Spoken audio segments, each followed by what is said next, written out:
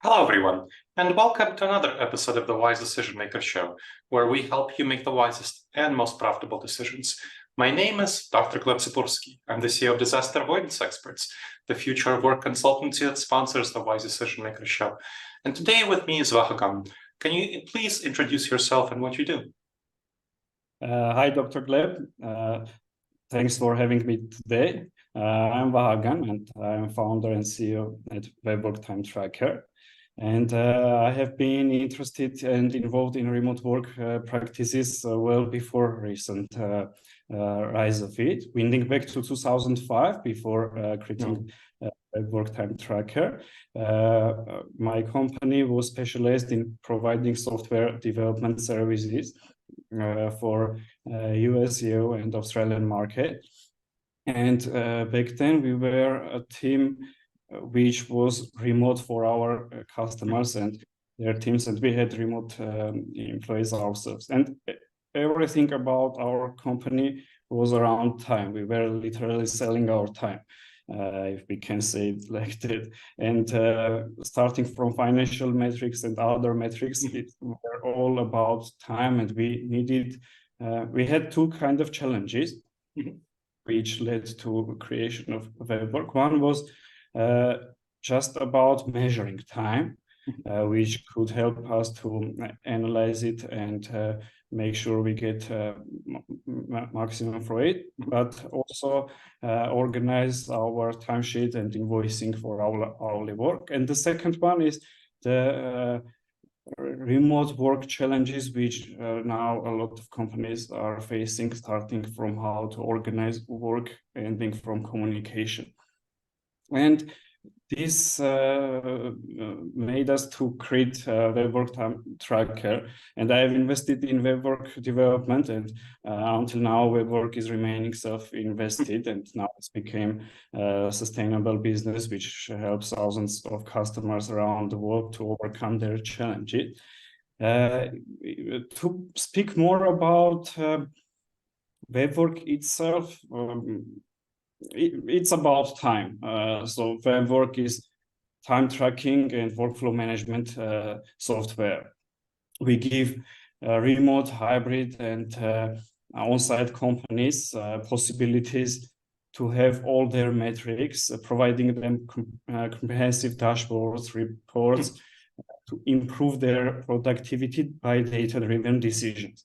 Additionally, we are giving them all-in-one tool to organize their workflows and communication.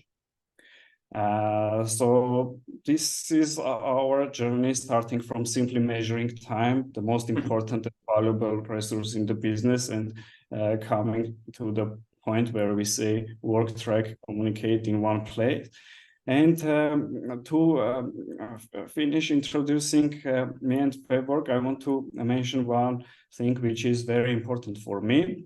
It's what makes us unique, and we feel proud about it, that we are centered in both organization and employee.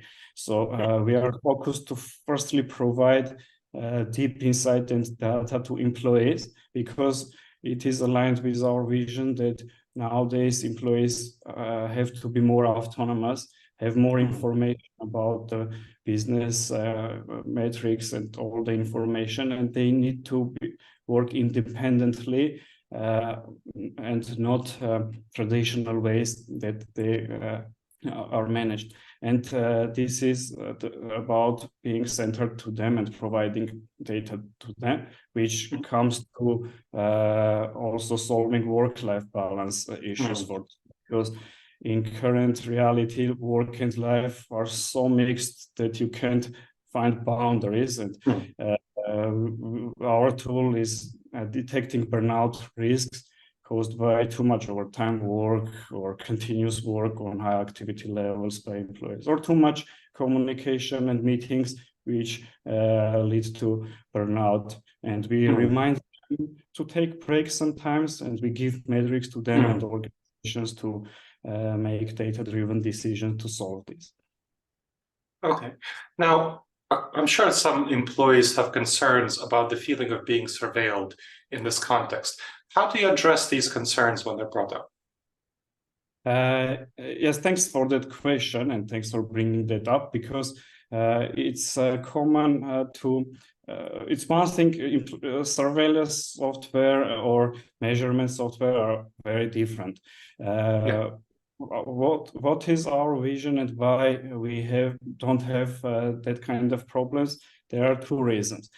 First is the understanding of creating a remote environment which relies not on traditional management ways, but relies on metrics. And when we speak about metrics, we need to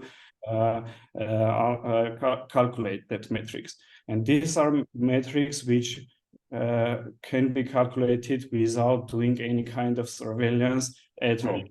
If you track how many tasks are assigned and which person is being closed, or how much average time is used to complete tasks, or we can go into other examples as well. But now I want to mention that measurement and metrics and driving remote companies based on metrics and data decisions does not require companies to have surveillance software at all. And this is our vision, and we see our software as a tool which can help them to measure and firstly employ it.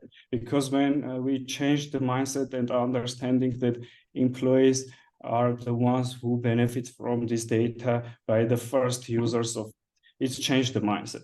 We are even, as our system, as a second thing, as I mentioned, our system is very configurable.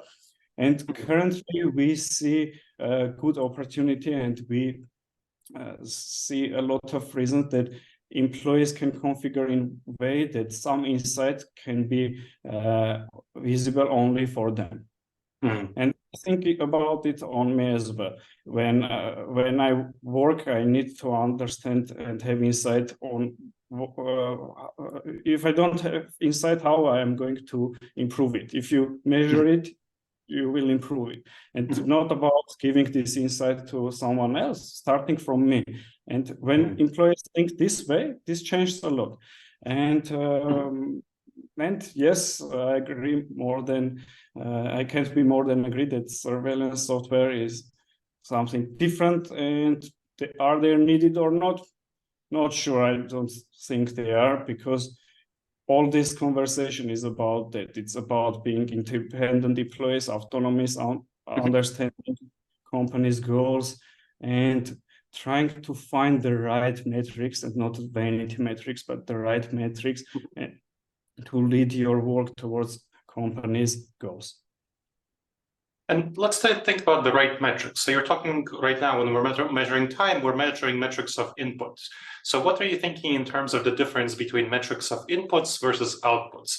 How do you think about those two kinds of metrics differently when evaluating the performance of remote employees? Yes, great question. And I can start speaking about it, starting from example. So it will be more easy to think about it. Let's imagine a case where we have software developers, and we can find a lot of metrics for measuring their productivity and measuring their input and output as well. The first thing which I want to say is common mistake to concentrate on one metric, because one metric, there is no metric which will magically solve issues and you will start counting productivity. And as an example, let's think about lines of code developed by software developers and approved by their team leaders, or something like that. Just one metric, and we have two developers, one have 100 lines of code, second have 200 left. It leads us to a misleading judgment that 200 lines of code could be better. Why? It is checked code, it is accepted by the team leader, and it's good. Now we bring the second metric, and the second metric shows that writing 200 lines of code took 9 hours that day from the developer, and the second developer who written 100 lines spent 2 hours. Pictures changed. It's changed because we have two metrics. and we see even over time what there. How we bring the third metric, and the third metric is after writing code, there were 5 bugs reported by QA teams, and it is inside the platform. It is we are able to measure it, and if there are 5 bugs, it leads to additional works to solve them, which means 200 lines of code caused 5 additional bugs, but 100 lines of code caused 0 bug. 3 metrics, different picture, and we can put the fourth metric. There were tasks assigned to this developer before writing code, and by writing 100 lines of code, one developer solved 1 task, which was marked as not so important, but 200 lines of code solved 5 different tasks, which were very important for the company. This changed back the picture to another direction. And this is all about our platform and the vision. We have to give this metric. We don't solve everything, like teaching how to measure productivity of input, of output. We concentrating to build a lot of tools for our customers so they can use on their cases to have the right picture there.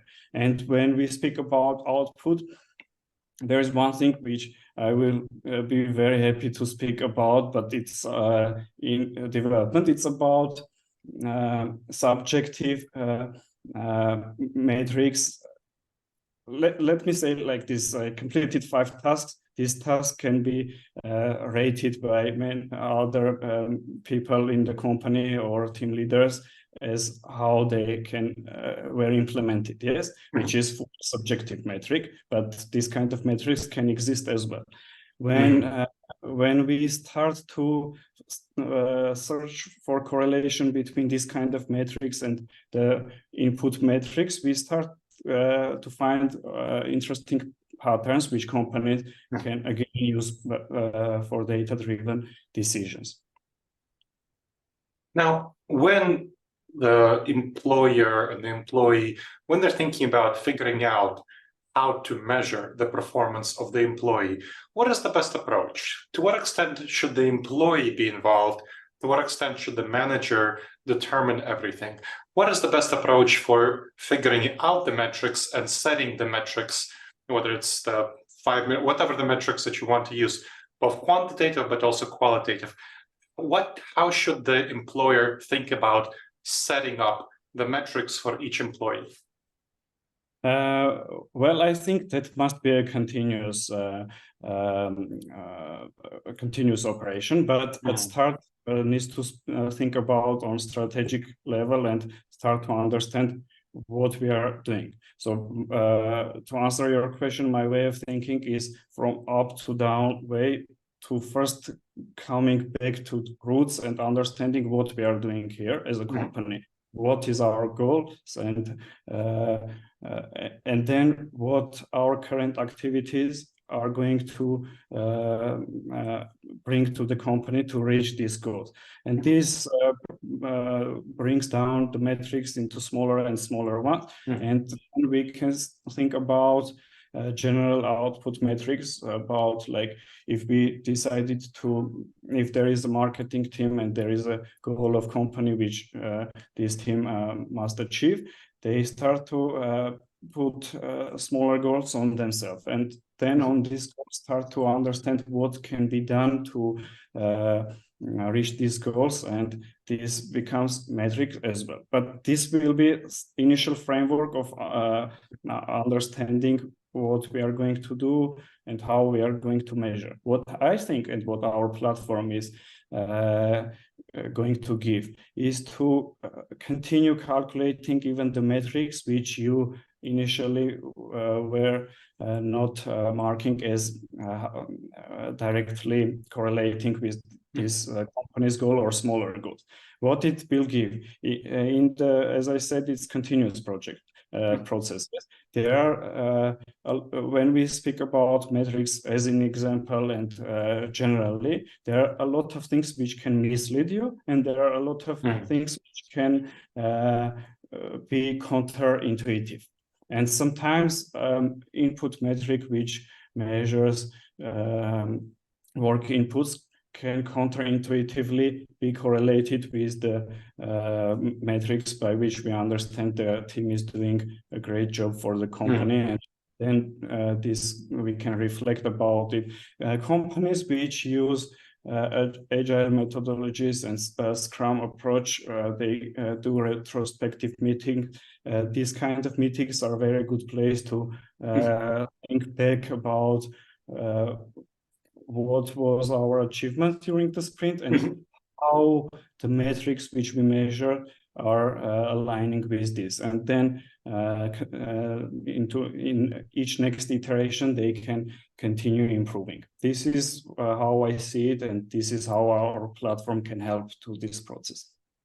Okay, that's been very helpful. Now, as we finish up, what are your thoughts about the future of metric measurement and productivity measurement in the future of work? What do you think will happen? What do you see in the next several years, maybe with the role of AI, other sorts of tools? What do you think will happen going forward?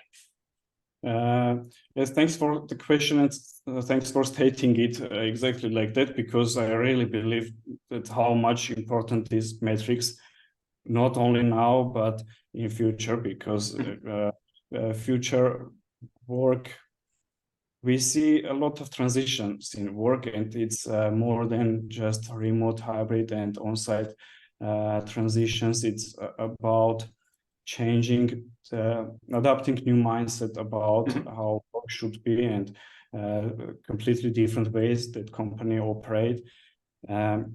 I would mention about in future how much async processes can be important for companies.